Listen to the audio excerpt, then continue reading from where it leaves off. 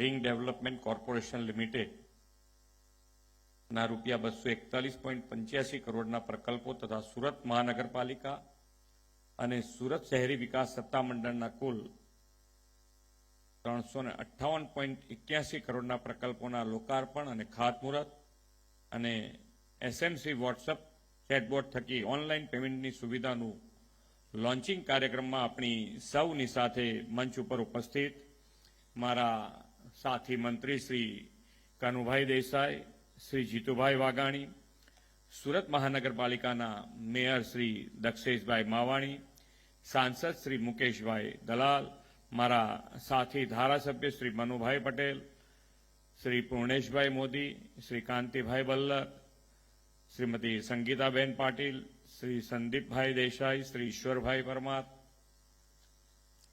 સુરત મહાનગરપાલિકાના deputy mayor doctor Narendrabhai Patil, standing chairman Shri Rajanbhai Patel, દંડક શ્રી ધર્મેશભાઈ વાણિયાવાલા, સુરત મહાનગરપાલિકાના કમિશનર શ્રીમતી શાલિની અગ્રવાલ, કલેક્ટર શ્રી, આમંત્રિત સર્વે મહાનુભાવો, પ્રેસ મીડિયાના મિત્રો, સૌને મારા નમસ્કાર. કે અમે એકદમ શાંત થઈ ગયા.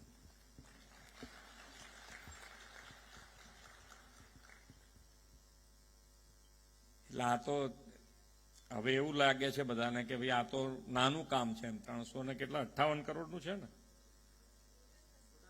ટોટલ 600 કરોડ રૂપિયાનું. એટલે 600 કરોડ રૂપિયા નાના થઈ ગયા અત્યારે, એવું છે.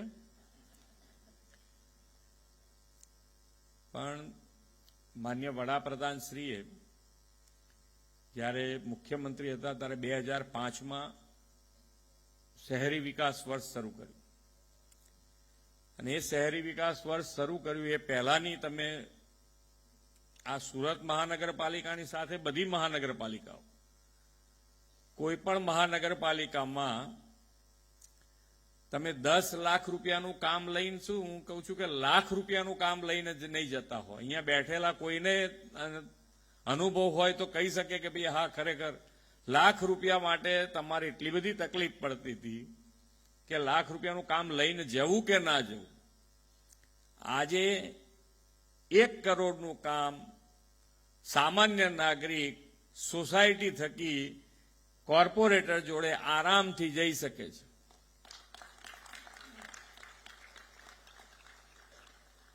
આ વિઝનરી નેતૃત્વનું આપણને પોતાને સામે, આપણી સામે જોઈ શકાય કે આ વિઝનરી નેતૃત્વનો કેટલો મોટો લાભ આપણને બધાને મળી રહ્યો છે. વિકાસ અને વિકાસની રાજનીતિ, વિકાસ શબ્દ બોલવા માટેની તકલીફ હતી કે વિકાસ શબ્દ કેવી રીતે બોલવો, શું કર્યું વિકાસમાં. ઇલેક્શનો બધા આવતા તો ક્યારે શું વાતાવરણ સર્જાતું હતું એ આપણને બધાને ખબર છે.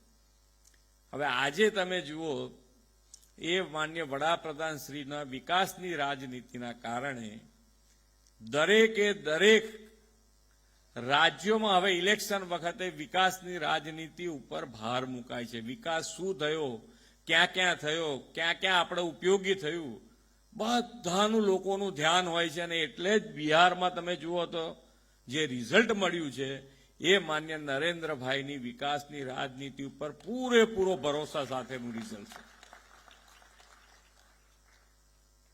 કે ભાઈ તમે જે તમે માગો એ તો મળે જ, પણ તમારા માગ્યા વગર પણ જે ધ્યાન ઉપર આવે. આજે ધારો કે રિંગ રોડ અધૂરો હતો તો અમારા બધાના ધ્યાન ઉપર આવ્યું કે ભાઈ અધૂરો જે રિંગ રોડ છે એવું નહીં ચાલે, તો ભાઈ આનો ઉપયોગ જ નહીં થાય, એનો પૂરો કરવો પડે. તો એના માટે કે પૈસા વધારે જોઈએ. તો મેં કહ્યું કોર્પોરેશન પાસે ના હોય તો સરકાર પાસે તો છે, સરકાર તો આપશે જ.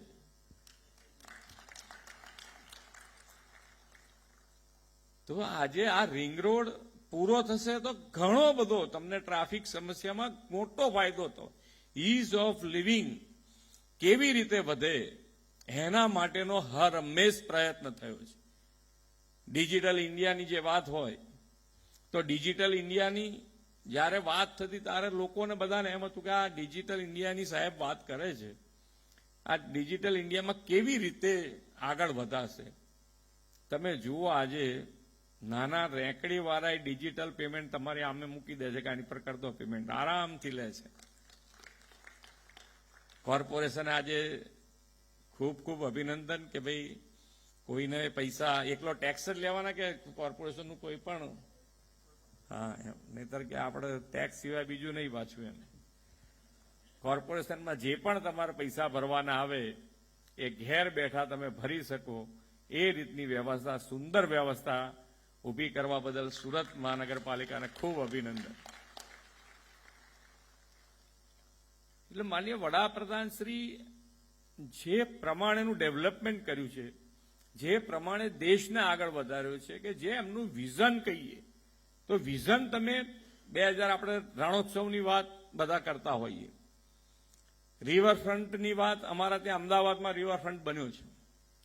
એ રિવરફ્રન્ટ ઉપર પણ ઘણા બધાએ જોયો હશે, અહીંયા આગળ પણ કંઈક આયોજન કર્યું છે તાપી ઉપર.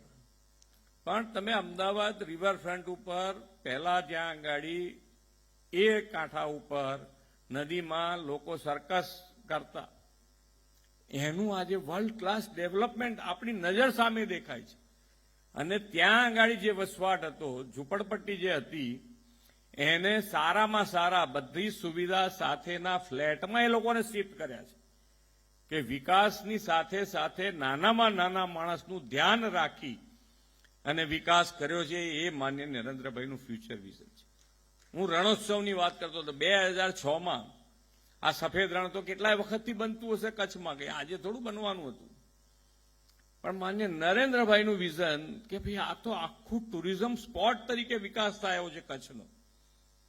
તો 2006માં એમણે કીધેલું, જ્યારે શરૂઆત એમણે કરી ત્યાં આગળ, તો કે અહીંયા દેશ અને દુનિયાથી લોકો અહીંયા આવશે.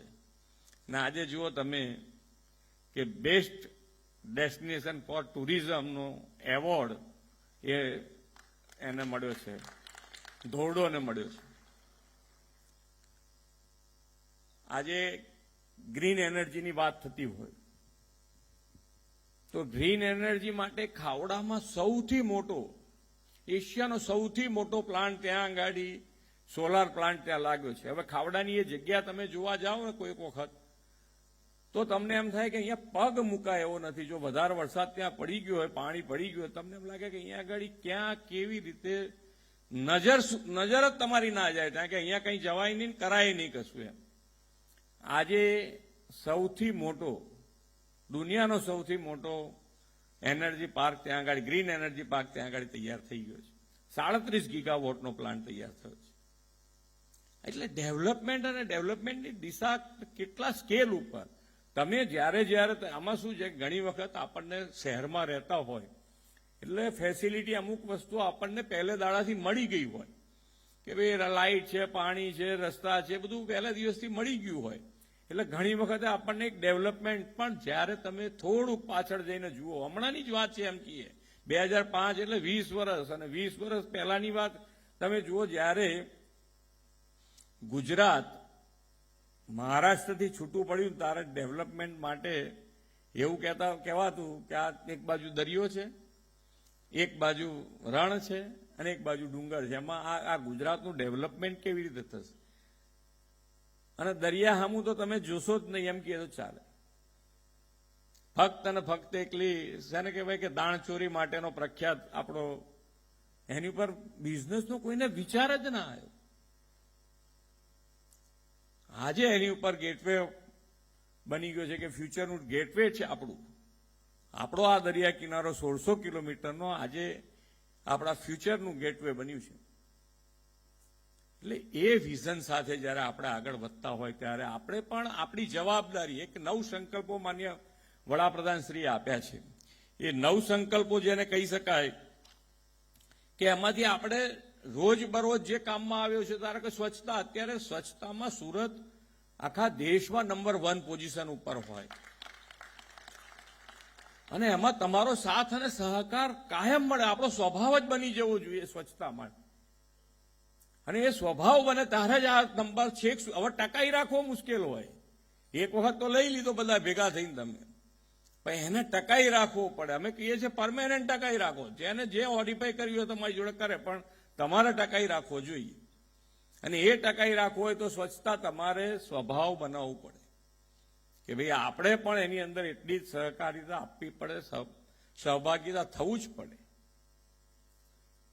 કે ભાઈ આજે જે પ્રમાણે વરસાદની પેટર્ન બની છે કે ભાઈ એક તારો વરસાદ ગમે ત્યારે પડે ત્યારે એક ધારો પડી જાય ક્યાં ગાડી, તો ગ્લોબલ વોર્મિંગ અને ગ્લોબલ વોર્મિંગમાંથી બહાર નીકળવા માટેનો પ્રયત્ન કેવી રીતે કરી શકાય? તો જેટલું ગ્રીન કવર વધે એ ગ્રીન કવર જેટલું આપણે વધારતા જઈશું એટલા એની અંદરથી જલ્દી બહાર આવીશું. તો આ ગ્રીન કવર વધારવા માટે શું કરી શકાય? તો એક પેડ માં કે નામ માન્ય વડાપ્રધાનશ્રીએ શરૂ કર્યું છે. દરેક જણ જ્યાં જગ્યા મળે ત્યાં એક ઝાડ ઉગાડતો થાય તો જ એની અંદરથી બહાર નીકળાય. તો આપણે કરી શકાય એવું છે, આપણા પોતાનાથી. આપણે ઘણી વખતે આઝાદી માટે તો આપણે લડવાનું કોઈને થયું નથી કે ભાઈ ભારત દેશની આઝાદી માટે લડવાનું નથી થયું, તો હવે ભારતના વિકસિત ભારતમાં આપણે સહભાગી થવા એવું છે, તો એમાં તો થઈ શકાય એવું છે. આ નાની નાની વસ્તુઓ, અત્યારે જે પાણી વાપરીએ છીએ એ પાણી જે વાપરવાની વાત જ નથી કે વાપરો, તમે જેટલું જોઈએ એટલું બધું પાણી વાપરો, પણ એને જ્યારે વરસાદ પડે ત્યારે જે પાણી વપરાયા વગરનું એ વહી જતું હોય તો એને જમીનમાં કેવી રીતે ઉતારે, એના માટેનો પ્રયત્ન આપણો શું હોઈ શકે, એના ઉપર વિચાર કરો. એના માટે પણ આખા દેશમાં માન્ય વડાપ્રધાનશ્રીએ કેચ ધ રેઇન, કે વરસાદનું પાણી, ટીપે ટીપું પાણી વાપરા વગરનું જેટલું વહી જતું હોય બધું જમીનમાં કેવી રીતે ઉતારાય, એના માટેનો પ્રયત્ન શરૂ કર્યો છે. સુરતે ખૂબ સારું કામ કર્યું છે. એની અંદર આપણા પાટીલજી આખા દેશમાં એની મુહિમ ચલાવી રહ્યા છે કે ભાઈ પાણી કેવી રીતે અંદર વધુ ને વધુ ઉતરે. તો એ તમે અહીંયા આગળ સુરતમાં પણ ખૂબ સારું કામ થયું છે, પણ એની અંદર વધુ ને વધુ કામ કેવી રીતે થાય. આવા બધા જ પ્રાકૃતિક ખેતીથી માંડીને આપણે ફરવા જતા હોય, અહીંયાથી બધાને ફોરેન ફરવા જવાની વાત હોય, પણ ફોરેન ફરવા જાવ એની ના નથી, પણ પહેલા આપણા દેશમાં જે ફરવાલાયક સ્થળો છે ખાસ ફરવા જોઈએ. આવા 9 સંકલ્પો આપ્યા છે, એમાં પણ આપણે જો સહભાગીતા થઈએ તો આપણે જે માન્ય વડાપ્રધાનશ્રીનો વિકસિત ભારત બનાવવાનો સંકલ્પ છે એ વિકસિત ભારત માટે વિકસિત ગુજરાત, અને વિકસિત ગુજરાત થકી આપણે સૌ સાથે મળી અને જો આગળ વધીશું તો મને લાગે છે ત્યાં સુધી 2047 અને આપણી પાસે એક 2035 ગુજરાતના 75 વર્ષ થાય, અને 75 વર્ષનો પણ રોડમેપ ગુજરાત સરકારે તૈયાર કર્યો છે કે કેવી રીતે આગળ વધવું જોઈએ. જે ઇકોનોમિકલ રિજિયનલ કી વાત કરી છે એવા 6 રિજિયન બનાવ્યા છે સુરતની સાથે. એ 6 રિજિયનમાં કેવી રીતે આગળ વધી શકાય અને 75 વર્ષે ગુજરાત ક્યાં હશે એના રોડમેપ સાથે જો આપણે આગળ વધીએ તો આપણને વિકસિત ગુજરાત અને સૌથી વધારે લીડ લઈને વિકસિત ભારતના માટે સૌથી વધારે લીડ લઈને કોઈ આગળ વધશે તો એ ગુજરાત વધશે.